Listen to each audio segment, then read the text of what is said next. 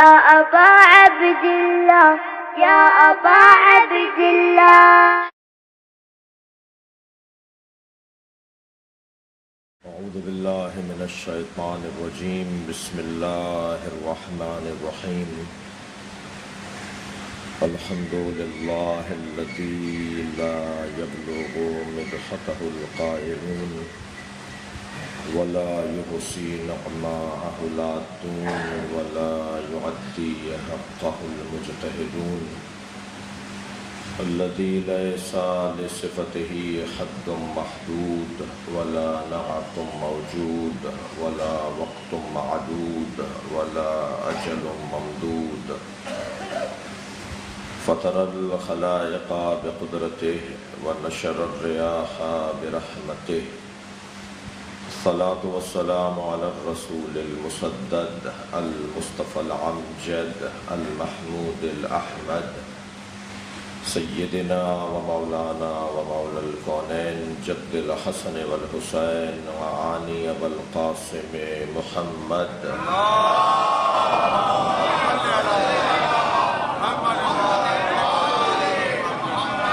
وآله الطيبين الطاهرين المعصومين الذين قال الله إنما يريد الله ليذهب عنكم الرجس أهل البيت ويطهركم تطهيرا. اللهم صل على محمد. ولعنة الله على أعدائهم أجمعين من يوم عداوتهم إلى قيام يوم الدين. أما بعد، قال الحكيم في قرآن الكريم بسم الله الرحمن الرحيم قل هو الله أحد الله الصمد لم يلد ولم يولد ولم يكن له كفوا أحد. صلوات.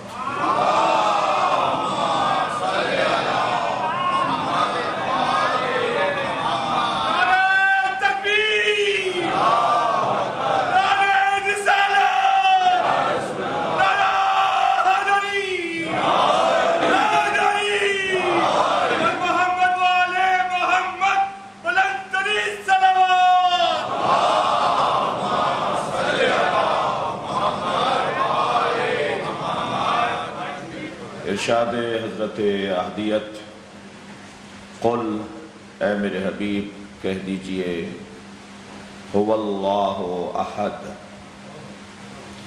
وہ اللہ احد ہے، اللہ الصمد، اللہ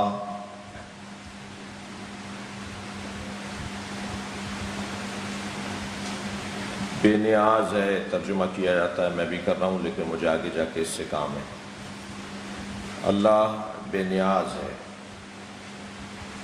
لم یلد،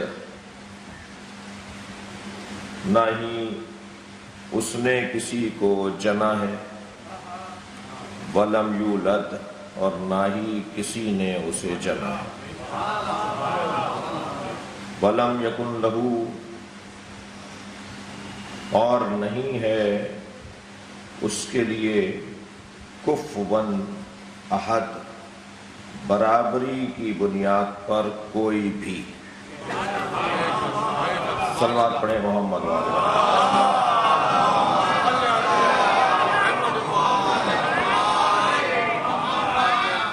سورہ مبارکہ توحید کا 5ویں مجلس عزا میں ترجمہ کرنے کی توفیق حاصل ہوئی ہے، اور محسوس ہو رہا تھا کہ بحث طویل ہونے کا خوف ہے اور اس سورے کو آئندہ سال تک کئی وجوہات کی بنیاد پر منتقل نہیں کرنا چاہیے. ایک تو یہ مولا سے کاروبار ہوگا کہ اس سال آدھا چھوڑ رہے ہیں تاکہ زندگی دے دیں اور آئندہ سال اسے مکمل کیا جائے. دوسرا، جعفری صاحب کو بھی یہ محدود نہ کر دیا جائے کہ ہمیں ہی آپ پر مسلط رکھیں. تو اسی سال کوشش کرتے ہیں کہ سورہ توحید کا بیان مکمل ہو جائے. لہذا آج سورہ کی ترجمے کی اور تفسیر کی طرف الفاظ پر غور کرنے کے اعتبار سے کچھ بات بڑھے گی۔ اگرچہ فضائل سورہ مبارکہ توحید کے باب میں کوئی 20 سے زیادہ روایات زیارت کی، ان روایات کی کہ اس سورہ کے فضائل کیا ہیں۔ اس سورہ کے فضائل میں ایک فضیلت یہ ہے کہ جب بھی گھر سے معصومین کے فرامین کی روشنی میں عرض کر رہا ہوں، جب بھی آپ گھر سے اپنے سفر کا آغاز کریں تو 9 مرتبہ اور بعض جگہ ہے 10 مرتبہ سورہ توحید کی تلاوت کر کے اپنا سفر شروع کریں۔ معصوم ضمانت لیتے ہیں کہ اس سفر میں اجل حتمی کے علاوہ اجل کی 2 قسمیں، اجل معجل، اجل معجل، اجل حتمی، اجل غیر حتمی۔ ایک اجل، ایک موت ہم تلاش کرتے ہیں اور ایک موت ہمیں تلاش کرتی ہے۔ جس موت کو ہم ڈھونڈ رہے ہوتے ہیں وہ حادثات، بے توجہی، غفلت، غلطی، اس کی بنیاد پر ہمیں ملتی ہے، اور ایک اجل ہے حتمی جو بہرحال سب کو آنی ہے اور کوئی اس سے بچا ہوا نہیں ہے، اور یہ وہی اجل حتمی ہے کہ جو اللہ کے علاوہ ہر ایک کو جس کا سامنا کرنا ہے، اور جب احمد مرسل نہ رہے کون رہے گا، یہ وہ والی اجل ہے کہ طے ہے۔ حضرت عیسیٰ کو بھی بہرحال دنیا سے جانا ہے، وہ اور بات ہے کہ ان کی عمر طویل ہو گئی ہے۔ حضرت الیاس، حضرت خضر، حضرت ادریس کو بھی اس دنیا سے جانا ہے، وہ اور بات ہے کہ ان کی عمر طویل ہوئی ہے، اور ان کی عمر طویل اللہ نے کسی کی طویل عمر کی دلیل کے طور پہ رکھی ہے۔ صلوات پڑھیں گے محمد والے۔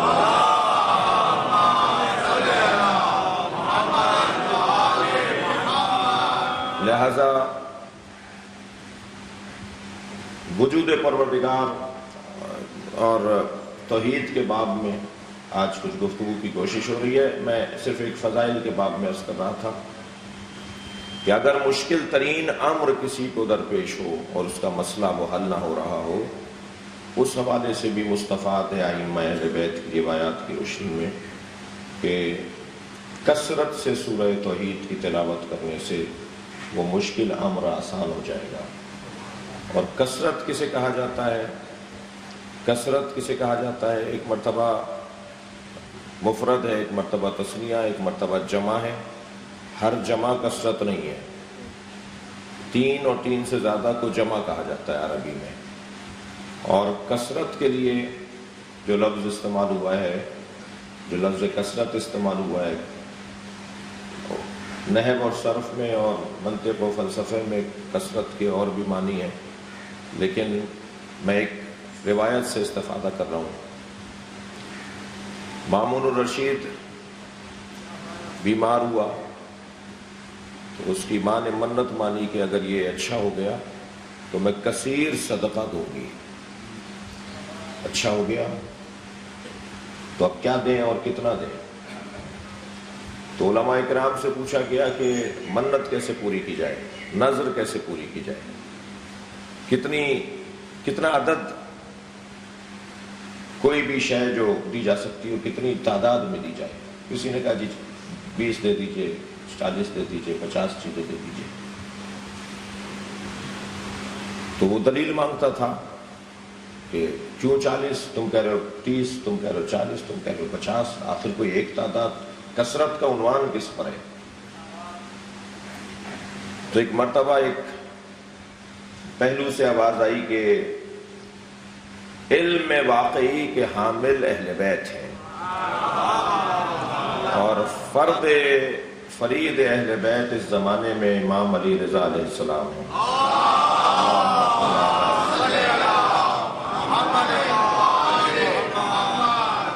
اور بعض میں ہے کہ یہ روایت امام محمد تقی سے ہے۔ پوچھا گیا کہ حضرت سے پوچھا جائے کہ کثیر کسے کہا جاتا ہے، تو حضرت نے فرمایا 80 عدد اللہ کی راہ میں صدقہ کر دو، 80 کا عدد اللہ کی راہ میں صدقہ کر دو۔ اب جیسے پہلے پوچھا گیا کہ 20 کیوں اور 40 کیوں اور 50 کیوں، ایسے امام سے بھی پوچھا گیا کہ 80 ہی کیوں؟ تو حضرت نے فرمایا کہ پروردگار عالم نے اپنے حبیب کو 80 مقامات پر فتح عطا کی ہے، جس کا قرآن میں ذکر ہے۔ لقد نصرکم اللہ فی مواطن کثیرہ، ہم نے تمہیں مواطن کثیر پر نصرت عطا کی ہے، اور جسے قرآن نے کثیر کہا ہے وہ مشاہدے میں 80 کی تعداد ہے۔ صلوات پڑھیں گے محمد و آل محمد۔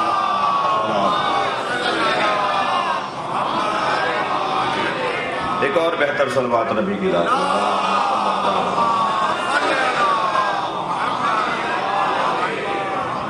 تو کثیر یعنی کم سے کم 80 کا اطلاق، کم سے کم 80 کا اطلاق کثیر پر۔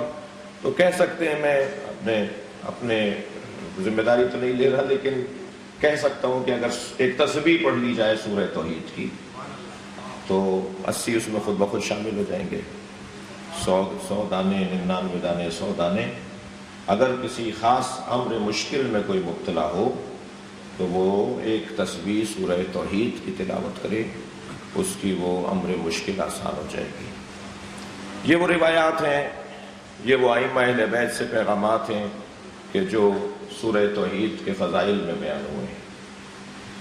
عزیزان گرامی، سورہ توحید اللہ کے وحدہ لا شریک ہونے کا سورہ ہے۔ سورہ توحید اللہ کے احد ہونے کا سورہ ہے۔ سورہ توحید بلا ضد ولا حد بیان کرنے کا سورہ ہے۔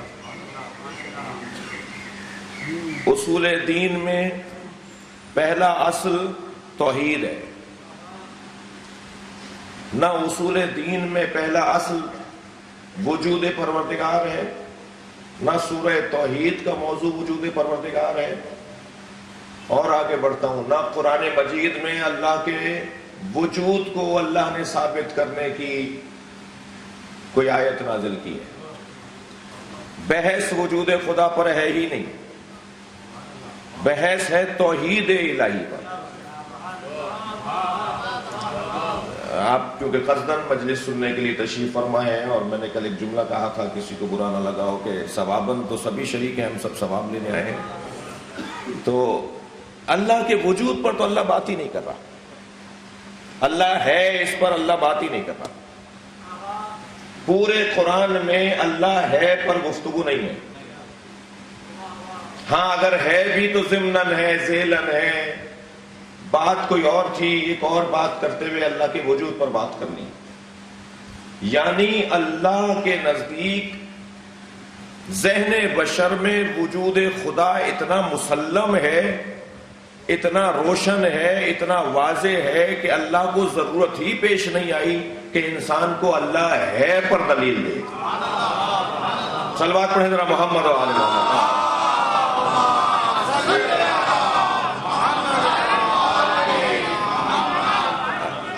عزیزان گرامی، وجود پر اللہ بحث نہیں کر رہا۔ بہت کہا تو یہ کہہ دیا افی اللہ شکن، قرآن میں بہت کہا تو یہ کہہ دیا، کیا اللہ پہ تمہیں شک ہے؟ اب اگر میں بات کروں گا تو یہ کروں گا کہ اللہ ہے، اس پر بات نہیں ہوگی۔ اللہ احد ہے، اللہ واحد ہے۔ دونوں آیتیں ہیں، میں آگے عرض کروں گا۔ واحد کا لفظ بھی ہے اللہ کے بارے میں، اور احد کا لفظ بھی ہے اللہ کے بارے میں۔ بحث ساری وحدانیت پر ہوگی، گفتگو ساری توحید پر ہوگی، اللہ کے وجود پر بحث نہیں ہوگی۔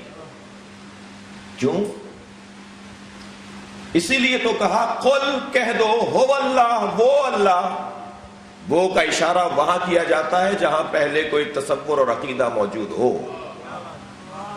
نہیں کہا اللہ نے کہ اللہ کے ہونے پر یہ دلیل ہے اور وہ یہ جو دلیلیں رکھتا ہے وہ وحدہ لا شریک ہے، نہیں، وہ اللہ وہ۔ اچھا، یہاں قل اور ہوبا اور اللہ اور احد پر مجھے اجازت دیں کہ ہم آئندہ کے دنوں میں بات کریں. آج صرف ان بچوں اور کم سن اور ہم سن ساتھیوں کے لیے، بزرگوں سے دعا لینے کے لیے وجود خدا پر کچھ دیر ہم غور کریں، جس پر اللہ نے آیت ہی نازل نہیں کی. اللہ ہے، اللہ کے ہونا، اللہ کے ہونے کی بحث، گفتگو، تصور ہر ایک کی عقل اور اس کے علم پر اللہ نے چھوڑ دی. یعنی اگر میں یوں کہہ دوں کہ اس مجمع میں اگر 1000 آدمی ہوں، اگر دنیا میں مثال اتنے ارب انسان ہوں، تو جتنے ارب انسان ہیں ہر ایک کا علم اللہ کے وجود پر علیحدہ علیحدہ دلیل ہے. اسی مجمع میں ہر شخص اللہ ہے پر علیحدہ بات کرے گا. دقت چاہوں گا، تھوڑا سا خون جگر والا مضمون ہے آج کا. وہ جوان، وہ بھائی، وہ عزیز، وہ بزرگ، وہ خاتون، ہر ایک سے آپ بات کیجئے، اس کے پاس وہ دلیل ہے، اللہ ہے پر اس کے پاس وہ دلیل، اس کے پاس وہ دلیل، اس کے پاس وہ دلیل، ہر ایک کی دلیل علیحدہ ہے. کوئی دنیا میں آپ کو مل جائے تو مجھے دکھائیے کہ جو اللہ ہے پر منکر ہو. وہ جو بت پرست ہیں، وہ جو صنم پرست ہیں، وہ جو مادہ پرست ہیں، وہ جو دہریے ہیں، جو ملحد ہیں، وہ بھی اللہ کا انکار نہیں کر رہے. وہ اور بات ہے کہ ان کا اللہ اتنا لولا لنگڑا ہے. صلوات پڑھیں ذرا محمد و آل محمد.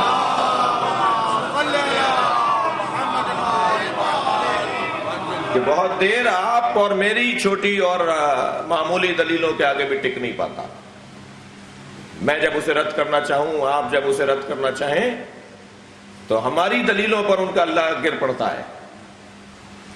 کوئی گھبرانے کی ضرورت نہیں ہے. کوئی لفظ میں نے ایسا نہیں کہا. یہ وہی انہی اللہ کے بارے میں لولا لنگڑا میں نے کہا ہے جنہیں علی بن ابی طالب ایک اشارے سے گراتے رہے ہیں. صلوات پڑھیں گے محمد و آل محمد. جن کی بیساکھیوں کے بارے میں یہ تصور کر لیں میرے کمسن ساتھی، وہ ایسے لولے لنگڑے اللہ، وہ صنموں کی صورت میں، وہ درختوں کی صورت میں، وہ ستارے کی صورت میں، وہ چاند کی صورت میں، وہ اپنے ہاتھ سے تراشے ہوئے پتھروں کو مورتیاں بنانے کی صورت میں اتنے لولے لنگڑے ہیں کہ ایک لمحہ نہیں لگتا انہیں گرانے میں. یہ سارے الہ جو ہاتھوں کے بنائے ہوئے ہیں، ان میں سب سے بڑا عیب بھی تو یہی ہے، ان کا سب سے بڑا عیب یہی تو ہے کہ یہ بنائے جاتے ہیں تب مانے جاتے ہیں. انہیں بنایا جائے گا، تراشا جائے گا، انہیں سنوارا جائے گا، اور پھر انہیں فیکٹریوں میں بنایا جاتا ہے. یعنی جو فیکٹری اللہ بناتی ہو، ذرا صلوات پڑھ لیں محمد و آل محمد.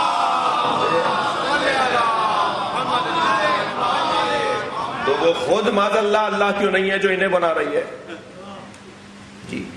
اور پھر تراش کر، بنا کر، سنوار کر، یہ لفظ اب میرا تو نہیں ہے، ممبر کا بھی نہیں ہے، مگر مجھے معاف کر دیں، میک اپ کر کے جی، اور انہیں پھر ایک جگہ پر لے جا کے بٹھا دیا جاتا ہے. یہ باطل پرستوں کا مزاج پرانا ہے کہ کسی کو سنوار کر کسی اچھی جگہ بٹھا دو، اور کسی کو سنوار کر کسی اچھی جگہ بٹھانے سے کوئی بیٹھنے والا نہیں ہوتا. صلوات پڑھیں گے محمد و آل محمد.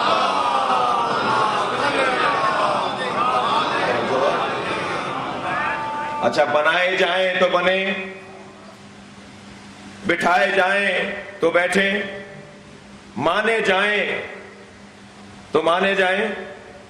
انہوں نے اسے بٹھایا، انہوں نے اسے مانا، انہوں نے اسے مانا. لہذا بارش برسانے والا علیحدہ بنا لیا جی، رزق دینے والا علیحدہ بنا لیا، موت دینے والا علیحدہ بنا لیا. تعدد الہ، جسے چاہا اللہ بنا دیا، جسے چاہا اللہ بنا دیا. اچھا، یہ تو اپنے ہاتھوں کے بنائے ہوئے ہیں. تھوڑا سا شعور بشر بہتر ہوا تو کہا نہیں، اپنے ہاتھوں کے بنائے ہوئے کو نہیں مانیں گے، بلکہ بڑی طاقت، بڑا وجود، اسے اللہ مانیں گے. لہذا سورج کو پوری زمین کو نور عطا کرنے والا وجود سورج، اسے کہا جی اس سے بڑا تو کوئی وجود ہی نہیں ہے، تو اسے اللہ مان لیا۔ اب اتنا گہرا اسے اس پر اعتقاد ہوا کہ حضرت ابراہیم جیسے وجود کو کہنا پڑا کہ میں بھی اسے اللہ مان رہا ہوں۔ مناظرے کے پہلے دستور اور مناظرے کے پہلے اصولوں میں سے یہ ہے کہ کم سے کم خصم سے، خصم کہتے ہیں مناظرے میں مخالف کو، خصم سے پہلے آپ اتفاق کریں، اس کے ساتھ بات کریں کہ یہ موضوع ہے بات کرنے کا، اور جب خصم سے مناظرے کا جو مخالف ہوتا ہے اس سے آپ اس کے موضوع پر اتفاق کر لیں تب بھی تو گفتگو شروع ہوگی۔ تو حضرت ابراہیم نے کہہ دیا میں بھی اسے اللہ مان رہا ہوں، اور جب یہ سب لوگ مطمئن ہو گئے کہ چلیں یہ ہمارے ہی قبیلے کے ہیں، ان کے گمان میں، تو ایک مرتبہ جب سورج ڈوبنے لگا تو فرمایا جو ڈوب جائے وہ اللہ کیسے ہو سکتا ہے؟ تو ایک مرتبہ اندر کا جو حقیقی الہ پرستی کا مزاج ہے، وہ جو صحیح اللہ کو ماننے کا جذبہ ہے، اسے جھنجھوڑا، اسے ہوشیار کیا۔ سارے بت توڑ دیے حضرت ابراہیم نے، ایک بڑے بت کے گلے میں کلہاڑی لٹکا دی اور بڑے ہی اطمینان سے جا کر اپنے گھر میں بیٹھ گئے۔ یہ سارا شہر تہوار منانے کے لیے باہر گیا ہوا تھا، واپس لوٹے تو پہلے اپنے الہوں کو سلام کرنے اور خم و راست ہونے کے لیے چلے گئے۔ جی دیکھا تو بت ٹوٹے ہوئے ہیں اور ایک بڑے بت کے گلے میں کلہاڑی لٹکی ہوئی ہے۔ تو جتنے لوگ بھی بت خانے میں تھے، ٹوٹے ہوئے بتوں کو دیکھ کر سب نے کہا ہو نہ ہو یہ اسی جوان کا کام ہے یقال لہ ابراہیم، جسے ابراہیم کہا جاتا ہے۔ یہ بھی ذہن میں رہے جس وقت حضرت ابراہیم نے بت توڑے ہیں جوان نہیں ہے، 70 سال کی عمر ہے، کم سے کم معاشرہ جانتا ہے کہ کام یہ جوانی کا ہے۔ اور یہ بھی ذہن میں رہے کہ اگر کوئی بوڑھا ہو اور اس کا کام جوانی والا ہو تو وہ جوان ہوتا ہے۔ جوانی کا تعلق سفید بالوں اور کالے بالوں سے نہیں ہے، حوصلے سے اور ہمت سے ہے۔ صلوات پڑھیں محمد و آل محمد۔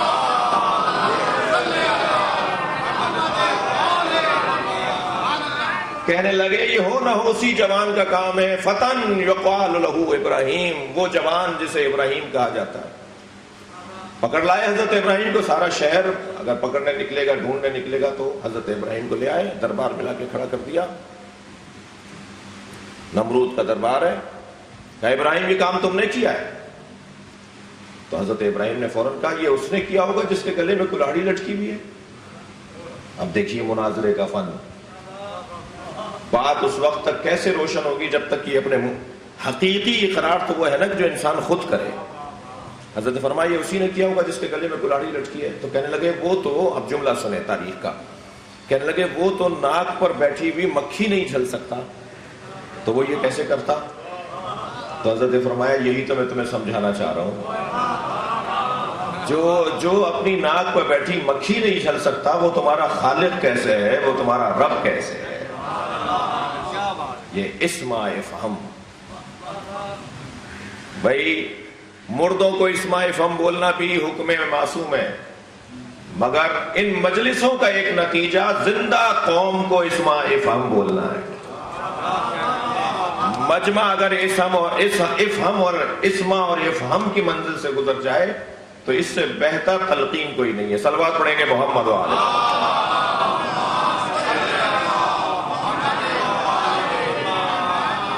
تو یہ وجود الہی پر دلائل دیے گئے ہر ایک کی عقل کے مطابق۔ اب اس وقت کے لوگوں کی جو شعور تھا اس کے مطابق ان میں کچھ بہتری آئی، اور ایسے ہی ہوا، اسی مجمع سے لوگ کٹے، اسی مجمع میں سے، اسی قوم میں سے کچھ لوگوں کو سمجھ میں آئی بات، اور یہ جہاد تھا حضرت ابراہیم کا وجود الہی منوانے کے حوالے سے۔ ہر ایک سے اس کی عقل کے مطابق ائمہ نے دلیل وجود الہی بیان کیے۔ ایک شخص نے آ کر کہا کہ میں اللہ کو نہیں مانتا۔ حضرت نے فرمایا کرتا کیا ہے، تاکہ وہ اس کا معیار فہم، معیار عقل سمجھے۔ اس نے کہا میرا کام صحراؤں میں سفر کرنا ہے، میں مسافر ہوں، تاجر ہوں، ایک شہر سے مال لیتا ہوں، دوسرے شہر تک پہنچاتا ہوں، ایک ملک سے دوسرے ملک میں 6 مہینے 8 مہینے سفروں میں رہتا ہوں، صحراؤں میں رہتا ہوں۔ حضرت نے فرمایا تیرا کام سفر کرنا ہے، صحراؤں میں رہتا ہے؟ فرمایا البارۃ تدل علی البعیر اور روثۃ تدل علی الحمار، تم نے رستے میں اونٹ کی مینگنیاں دیکھیں تو تمہیں ان مینگنیوں کو دیکھ کر اندازہ ہوا کہ یہاں سے اونٹ گزرا ہے، تمہیں یقین نہ ہوا کہ یہاں سے اونٹ گزرا ہے، جبکہ تم نے اونٹ کو نہیں دیکھا تھا۔ تم نے گدھے کی لید دیکھی مگر گدھا نہیں دیکھا تھا، اور تم نے اس لید کو دیکھ کر یقین کر لیا کہ یہاں سے گدھا گزرا ہے، تو تم نے اس وجود کو، گدھے کے اور اس اونٹ کے وجود کو تو نہیں دیکھا تھا، آثار کو دیکھ کر تمہیں یقین ہو گیا نا کہ یہاں سے صاحب اثر گزرا ہے۔ تو اتنی بڑی کائنات کے آثار تمہیں نہیں بتا رہے کہ کوئی اس کا بنانے والا ہے؟ اب یہ اس کی عقل تھی، جتنا اس کا سمجھ کی فہم تھی، جتنی اس کی سوچ تھی، اس کے مطابق اسے جواب دے دیا۔ ایک خاتون چرخہ کاٹ رہی ہے، حضرت نے فرمایا یہ بھی اللہ کو مانتی ہے۔ ایک ملحد حضرت سے اللہ کا انکار کر رہا تھا، حضرت نے فرمایا یہ بھی اللہ کو مانتی ہے۔ اسے پوچھا اللہ ہے؟ کہنے لگی ہاں ہے۔ کہا دلیل کیا ہے؟ اس نے وہ دستہ چھوڑ دیا جو چلا رہی تھی، وہ پہیا چلتے چلتے آہستہ ہونے لگا، اور پھر ایک وقت آیا رک گیا۔ کہنے لگا یہی پہیا، یہی چرخہ دلیل ہے کہ اللہ ہے۔ حضرت نے فرمایا کیسے یہ دلیل ہے؟ کہا یہ بغیر چلانے والے کے نہیں چل سکتا، تو یہ کائنات بغیر چلانے والے کیسے چلے گا؟ یہ اس کے لیے دلیل توحید، دلیل وجود، توحید نہیں وجود۔ ایک فلسفی آ گیا امام کی خدمت میں، حضرت نے پوچھا تمہارا شعبہ کیا ہے، تمہارا کام کیا ہے؟ تو اس نے کہا جی میں فلسفی ہوں۔ حضرت نے فرمایا تو فلسفی ہو تو ویسے ہی تمہارا موضوع وجود ہے، تو بتاؤ تم ہو یا نہیں؟ اب دیکھیے فلسفی سے کیسے میرے چھٹے امام اسے اللہ سمجھا رہے ہیں۔ حضرت نے فرمایا تم ہو یا نہیں ہو؟ کہنے لگا ہاں ہوں۔ حضرت نے فرمایا ہمیشہ سے ہو یا بعد میں ہوئے ہو؟ کہنے لگا بعد میں ہوا ہوں۔ حضرت نے فرمایا کون سبب بنا ہے کہ تم ہوئے ہو؟ کہا میرے والدین۔ حضرت نے فرمایا والدین تمہارے ہمیشہ سے تھے یا بعد میں ہوئے؟ کہنے لگا بعد میں ہوئے۔ کہا کیسے ہوئے؟ کہا ان کے والدین کی وجہ سے۔ کہا تمہارے دادا دادی ہمیشہ سے تھے یا بعد میں ہوئے؟ کہا نہیں بعد میں ہوئے۔ حضرت نے فرمایا تم اسی طرح آگے بڑھتے رہو گے، مجبور ہو جاؤ گے کہ کسی ایک وجود کا اقرار کرو کہ جو ہمیشہ سے ہے، ورنہ فلسفے کی زبان میں اسے تسلسل کہا جاتا ہے، اور یہ تسلسل باطل ہے۔ تو ہر ایک کو اس کی عقل کے مطابق اللہ کا وجود اللہ ہے سمجھایا گیا۔ دیکھیے قرآن مجید میں اللہ نے اپنے وجود پر اگر دلیل دی ہے تو ضمناً اور ذیلاً جیسے میں نے عرض کیا، مثلا سورہ مبارکہ فصلت کی 55ویں آیت میں ارشاد ہوا سنوریہم آیاتنا فی الآفاق وفی انفسہم، بہت جلد ہم پوری کائنات میں اپنی نشانیاں انہیں دکھائیں گے، وفی انفسہم اور ان کے وجود میں بتائیں گے کہ ہم ہیں، حتی یتبین لہم انہ الحق، تاکہ ان پر بین ہو جائے، روشن ہو جائے کہ ہم ہیں۔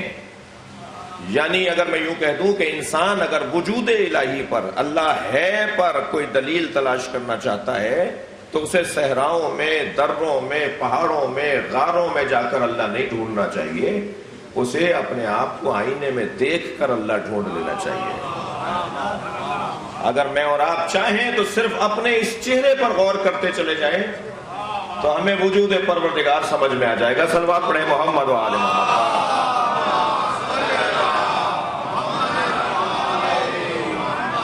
میں سورہ مبارکہ توحید، عقیدہ توحید کے بعد میں اپنے ایک منزل میں داخل ہوا ہوں، اور مجھے موسم کی نامساعدگی کا بھی احساس ہے، خاص طور پہ جو ہے باب بہار ہیں، اور آپ کو بھی اس عبادت کو مکمل کرنا ہے۔ دیکھیے ہمارے وجود میں ایک جسم ہے،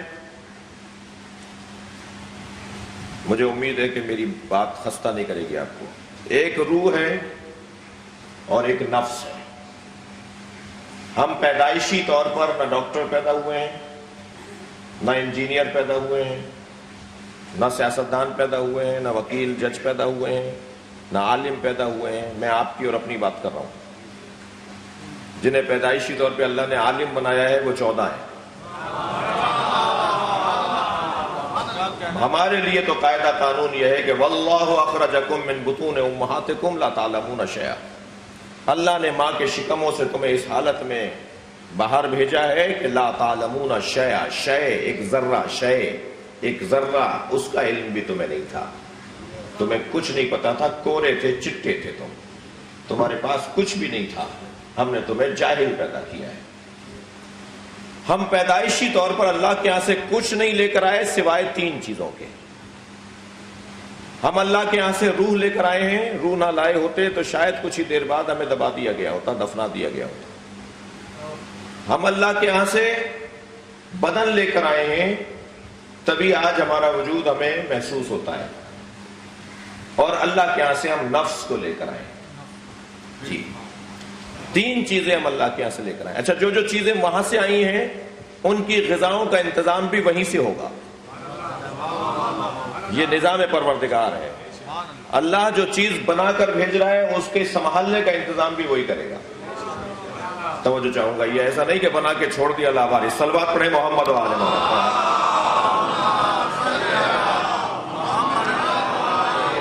وہ جو بنا کر بھیج رہا ہے وہ خالق کے رشتے سے بنا کر بھیج رہا ہے، اور جو یہاں انتظام کر رہا ہے وہ ربوبیت کے رشتے سے انتظام کر رہا ہے۔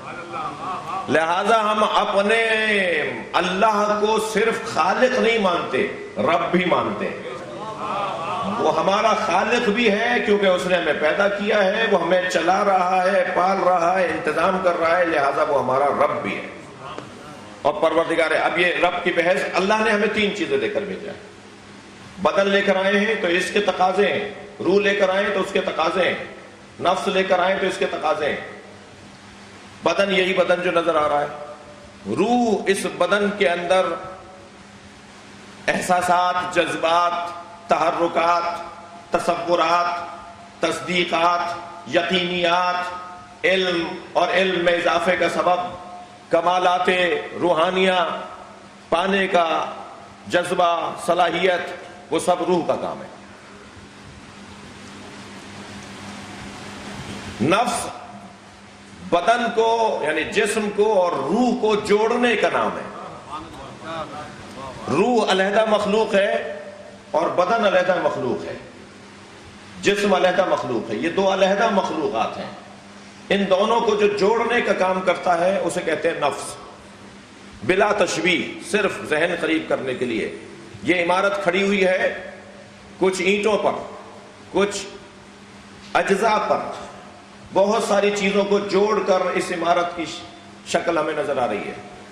یہ جو جڑی ہوئی ہیں آپس میں، انہیں کس نے جوڑا ہے؟ وہ ایک مسالہ ہے جس نے 2 چیزوں کو جوڑ دیا، پھر ایک اور مسالہ ہے جس نے دوسری چیزوں کو جوڑ دیا۔ بلا تشبیہ، صرف ذہن کو قریب کرنے کے لیے عرض کر رہا ہوں۔ روح اور بدن کو جو چیز جوڑ دے اسے نفس کہا جاتا ہے۔ لہذا یہ جوڑنے والی چیز جب صلاحیت کھو دیتی ہے تو یہ دونوں علیحدہ ہو جاتے ہیں، اسی کو موت کہا جاتا ہے۔ یہ موت کیا ہے؟ یہ نفس کا بیچ میں سے ہٹ جانا ہے۔ لہذا کل نفس ذائقۃ الموت۔ نہ بدن کو، صلوات پڑھے محمد و آل محمد،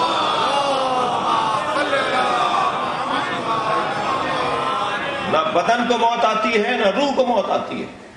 موت آتی ہے نفس کو، یہ اپنی صلاحیتیں کھو دیتا ہے تو انسان کو موت آ جاتی ہے۔ آپ کی دقت، آپ کی توجہات پر ایک جملہ ہدیہ کر رہا ہوں۔ نفس کو اتنا بلند کر لو کہ پھر یہ ان دونوں کو علیحدہ نہ کرنے پائے۔ یعنی اگر ایسے ماحول سے انسان کو ہٹا لیا جائے جہاں نفس کی کار فرمائیاں زیادہ ہیں تو انسان ہزاروں سال زندہ رہ سکتا ہے،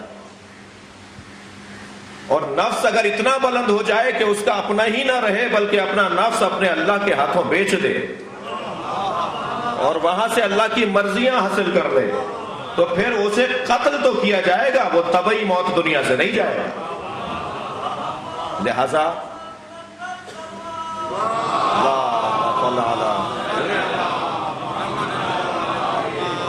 ائمہ اہل بیت کو، مولا علی کو قتل کی بنیاد پر، شہادت کی وجہ سے دنیا سے گئے، طبعی موت نہیں گئے۔ اور 4 ہستیوں کو ایسے ماحول سے ہٹا لیا گیا کہ جہاں قتل کرنے والے بھی نہیں ہیں، تو وہ آج تک زندہ ہیں۔ تو ایسا ممکن ہے کہ کسی کوئی ایسے ماحول میں چلا جائے جہاں قتل کرنے والے بھی نہ ہوں اور جہاں نفس کی بلندی اتنی ہو. اگر یہی ہستیاں جو ہمارے 12 امام و 14 معصوم ہیں، یہی ہستیاں حضرت ادریس، حضرت الیاس، حضرت خضر، حضرت عیسیٰ کی طرح سے اٹھا لی گئی ہوتی اور کہیں اور ہوتی تو ان کی کیفیت بھی یہی ہوتی جو ان 4 نبیوں کی کیفیت ہے. صلوات پڑھیں گے محمد و آل محمد.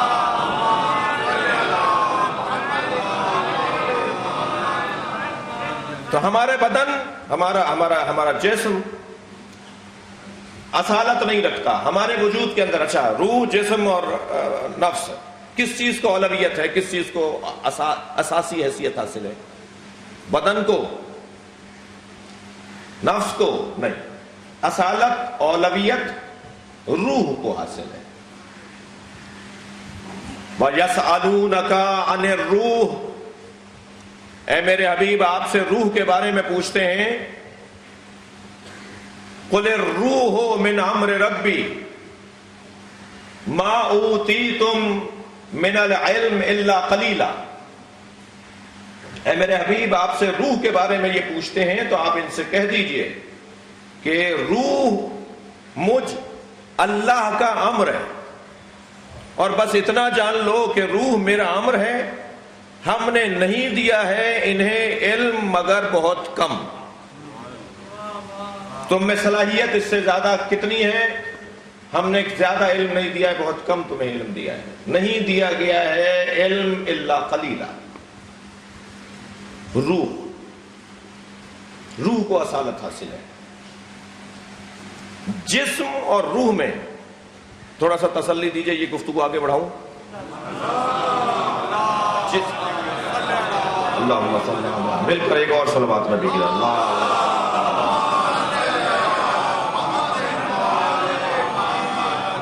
جسم اور روح کے اندر عزیزان گرامی روشن فرق ہے. وہ روشن فرق کیا ہے؟ جسم جگہ گھیرتا ہے، روح جگہ نہیں گھیرتی.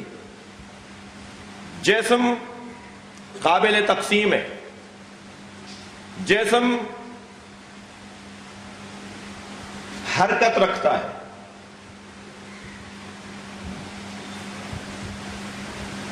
روح حرکت نہیں رکھتی.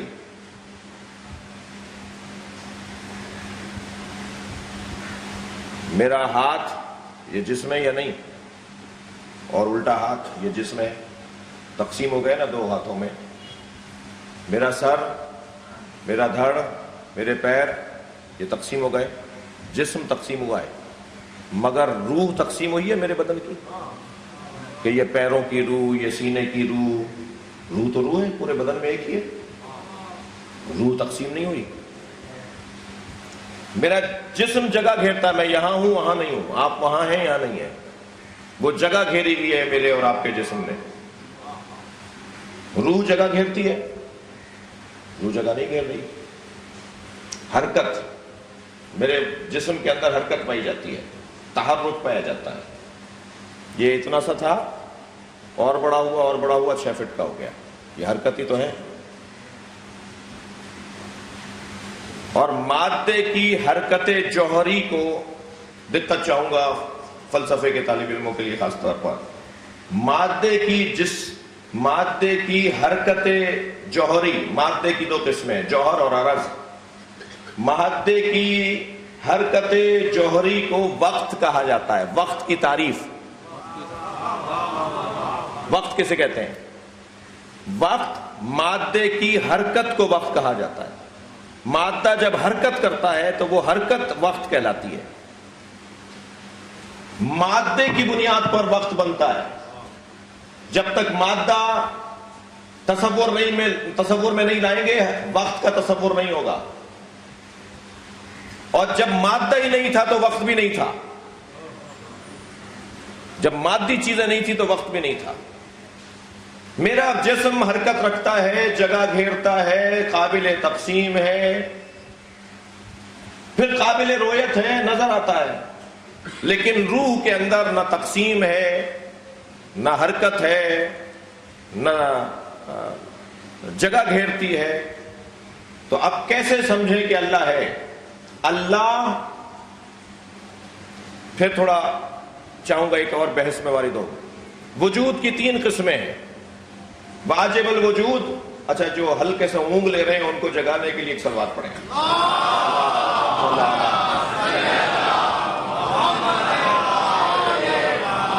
مجھے معاف کیجیے گا، میں تو اب یہ بحث چھیڑ بیٹھا ہوں، یہ تو کروں گا آج پوری میں. یہ والی بات تو آج میں کروں گا، آپ برداشت کریں.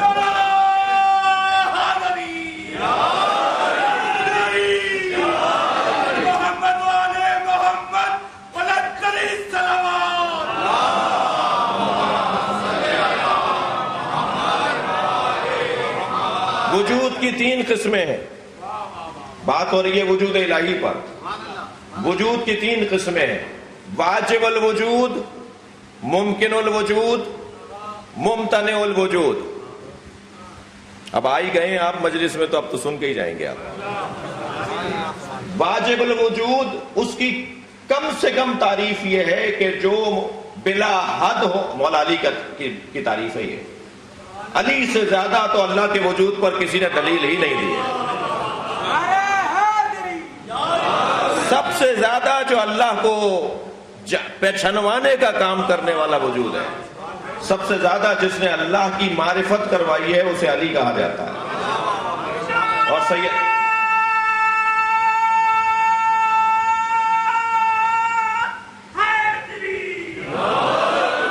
نہج البلاغہ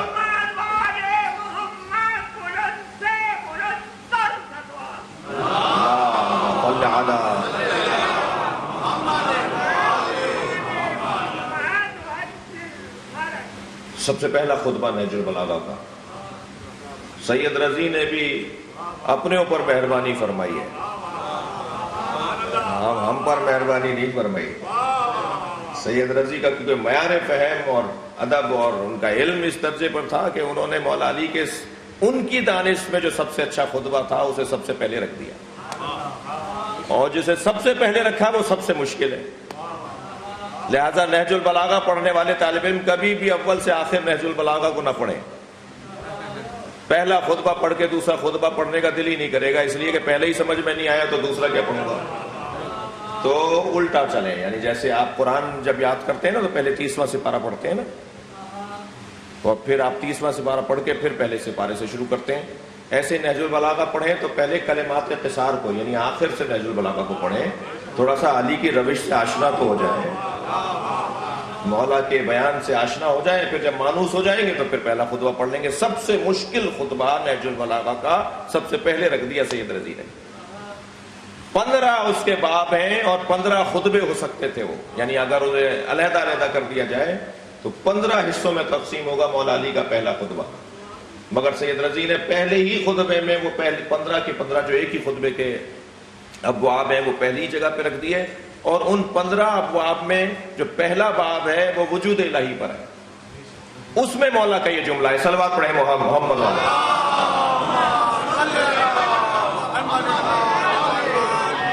مولا فرماتے ہیں اللہ کا وجود بلا ضد ہے، بلا ند ہے، بلا حد ہے. بھائی شکریہ آپ کا، آپ نے تھوڑی گردن ہلائی ہے. اللہ کا وجود بلا ضد ہے، اس کا.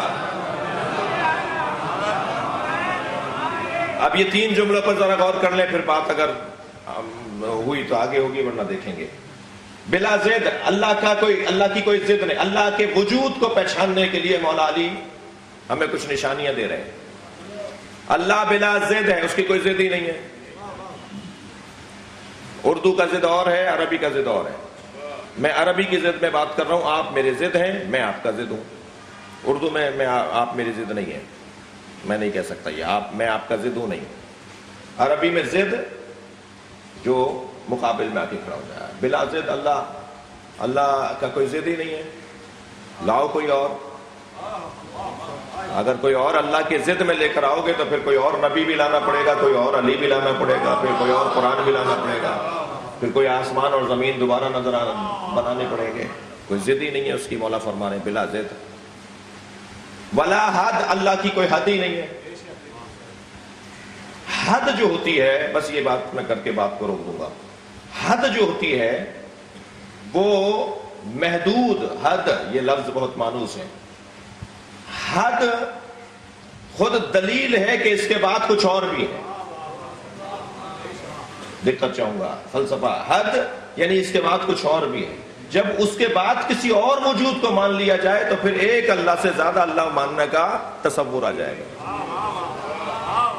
اگر اللہ کی حد مان لیں گے تو اس کے بعد کچھ اور ہے. وہ جو کچھ اور ہے وہ بھی تو پھر اللہ ہے. اور پھر ایک ساتھ دو اللہوں کا تصور سامنے آ جائے گا. اور مولا فرماتے ہیں کہ اگر دو اللہ ہوتے, قرآن کہہ رہا ہے اگر دو اللہ ہوتے. اچھا وہاں بھی جی ان کانا فیہما آلہۃ, اگر اس کائنات میں دو اللہ ہوتے, وہ بھی اللہ کے وجود پر بات نہیں ہو رہی ہے, اللہ کی وحدانیت پر بات ہو رہی ہے. اگر ایک اور اللہ بھی ہوتا تو پھر اس کے بھی رسول ہوتے, مولا علی کا ہی فرمان ہے, پھر اس کے بھی پورا نظام ہوتا, پھر وہ بھی کوئی سورج نکالتا, پھر وہ بھی کوئی چاند نکالتا. تو مولا فرمانے کوئی اس کی حد نہیں ہے. حد کا نہ ہونا اس کے وحدت الوجود کے اوپر دلیل ہے. صلوات پڑھ لیں محمد و آل محمد.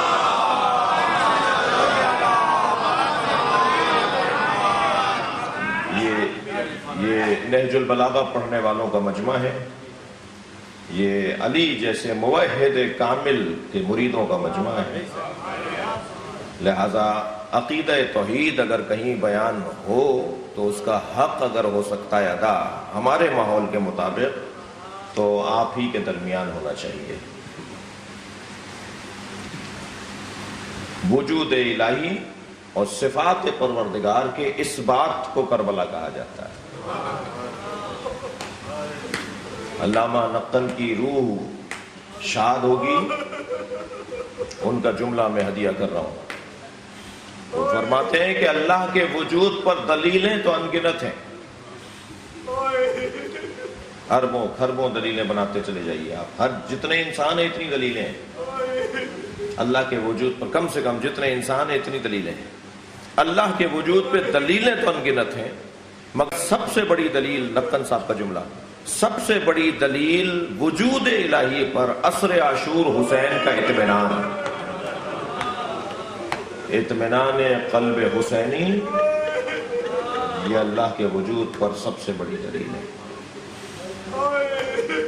رخساروں کی سرخی بڑھ رہی تھی مولا حسین, لاشوں پہ لاشیں اٹھا رہے تھے,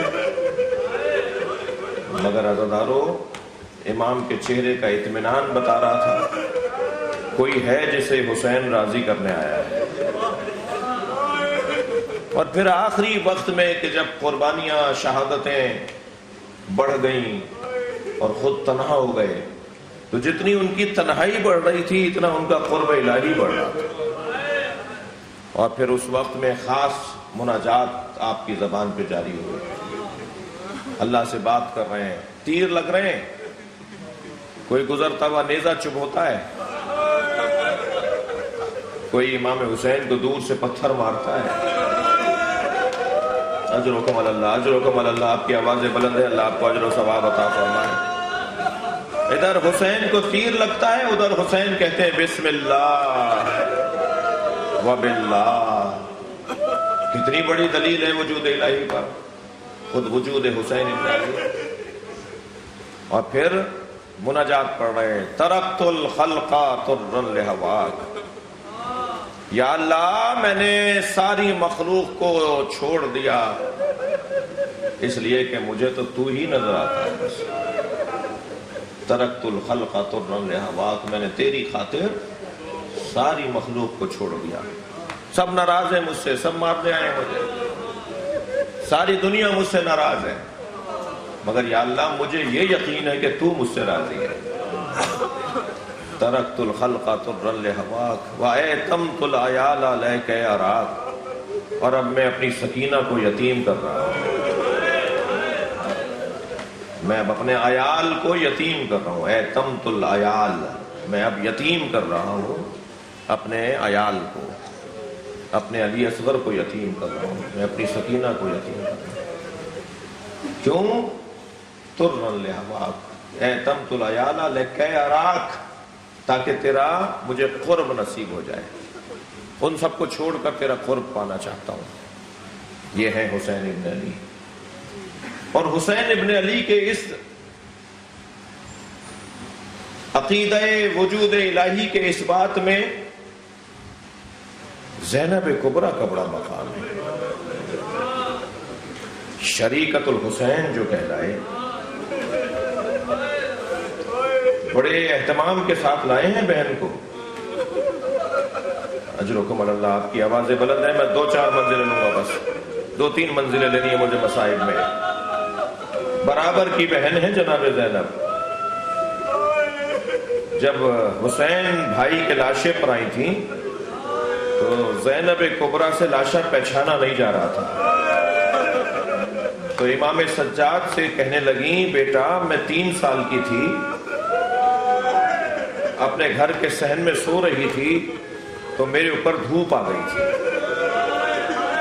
تو اے زین العابدین مجھے تعجب ہوا کہ یہ جو دھوپ ہے اس سے میں کیسے بچوں، کیسے میں اٹھوں اور کہاں جاؤں. تو میں نے دیکھا میرا بھائی چادر لیے کھڑا ہے،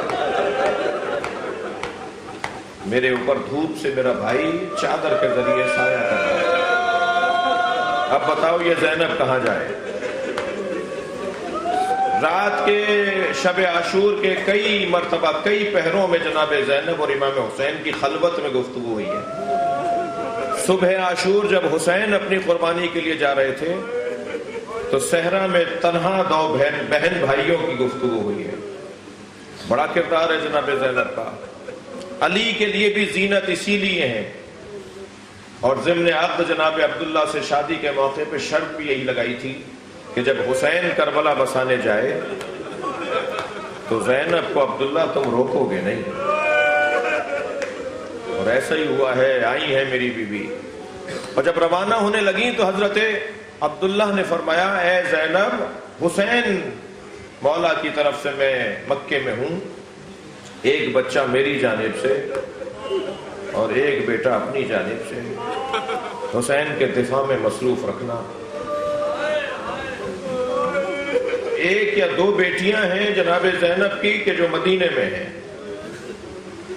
اور یہ 2 بیٹے اون اور محمد.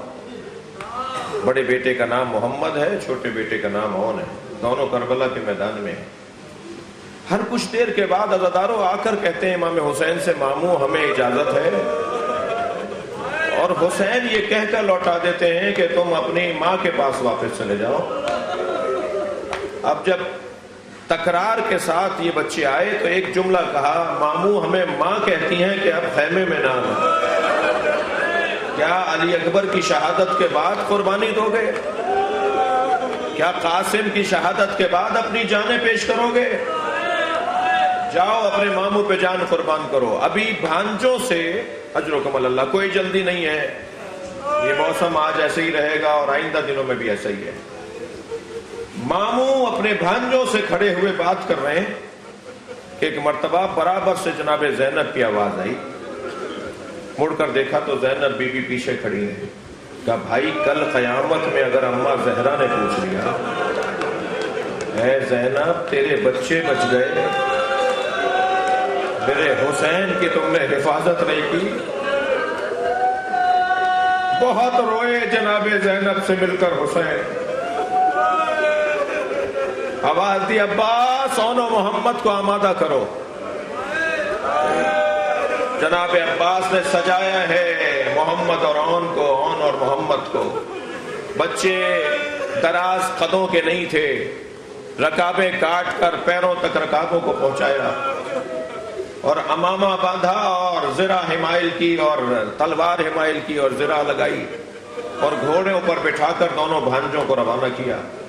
کیا جوہر شجاعت ہے جو اون و محمد دکھا رہے ہیں.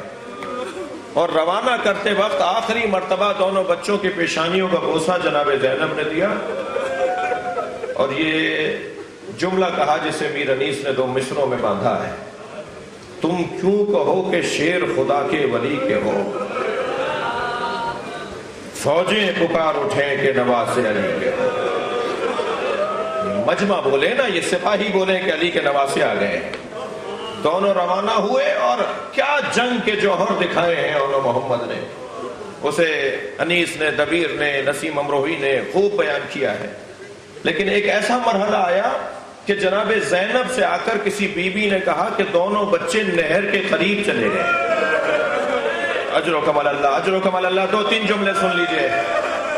جب یہ خبر میری بیوی تک پہنچی تو جو اضطراب زینب کبریٰ کا تھا، فوراً آواز دے کر کہا عباس میدان میں جا کر انہوں محمد کو آواز لگاؤ اور اتنا کہہ دو کہ اگر نہر پر چلے گئے ہو تو یاد رہے ماموں پیاسے ہیں، یاد رہے سکینہ پیاسی ہے، خبردار تمہاری ماں دودھ نہیں بخشے گی اگر پانی پی لیا۔ دونوں شہزادوں کو جناب عباس نے آواز لگائی کہ ماموں ہم پیاسے ہی مریں گے۔ اور ایک ایسا وقت آیا کہ دونوں بھانجوں نے امام حسین کو آواز دی ماموں ہماری مدد کیجیے گا۔ اندازہ لگائیے ایک ماموں اور بھانجوں کی محبت کیسی ہوتی ہے، اور وہ بھی زینب کے بچے۔ امام مولا عباس جناب علی اکبر میدان میں پہنچے، دونوں شہزادوں کو لے کر آئے۔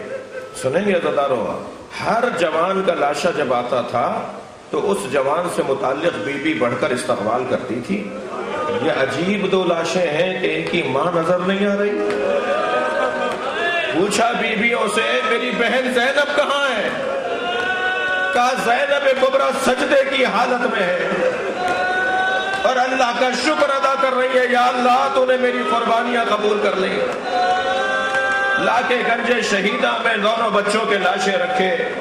عزاداروں اون میں دم تھا تو فوراً امام حسین نے فرمایا زینب کو بلاؤ، اون اپنی ماں کو یاد کر رہا ہے۔ جناب زینب آئیں، حضرت محمد کی شہادت ہو چکی ہے، حضرت اون میں ابھی دم باقی ہے، ان کے سر کو اپنی آغوش میں لیا، ماں کی گودی کی گرمی پا کر حضرت اون نے آنکھیں کھولی، دو ہی جملے کہے، اس میں مجلس مکمل کر رہا ہوں، جو رونے آئے ہیں جو رو رہے ہیں ان کے ثواب میں اضافہ ہوگا۔ دو جملے حضرت اون نے کہا ہے، ایک جملہ تو یہ کہا حل وفیت امی، اے اماں کیا ہم نے وفاداری کا حق ادا کر دیا؟ اماں تم ہم سے راضی ہو؟ اور دوسرا جملہ اون نے یہ کہا اماں جب مدینے واپس جائیے گا بابا کو سلام کہیے گا آپ کے بچوں نے حسین پر اپنی جانیں قربان۔ ماتم حسین